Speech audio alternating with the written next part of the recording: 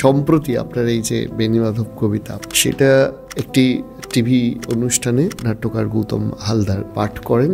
বেণীমাধব বেণীমাধব তোমার বাড়ি যাব, বেণীমাধব তুমি কি আর আমার কথা ভাবো। গৌতম হালদারকে এই কবিতাটির জন্য ট্রোল করা হয়েছে।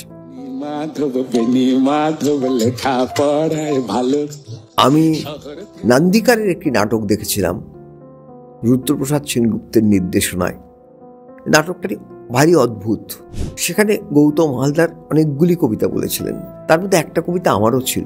আমার একটি বই আছে, বইটার নাম হচ্ছে উন্মাদের পাঠক্রম। এই উন্মাদের পাঠক্রম আমি লিখেছিলাম আমার মায়ের মৃত্যুর পর। সেখানে উৎসর্গ কবিতাটি তা উৎসর্গ করা হয়েছিল শ্মশান বন্ধুদের প্রতি। তার প্রথম লাইনটা হচ্ছে, ধায় রাত্রি আয় ধাত্রী ভাণ্ড খুলি তোর।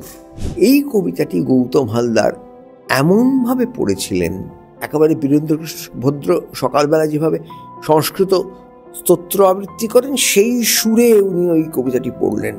আমি অবাক হয়ে গেছিলাম, আমার গায়ে কাঁটা দিয়েছিল শুনে। আমি তার ওই কবিতা পাঠটি মনে রেখেছি।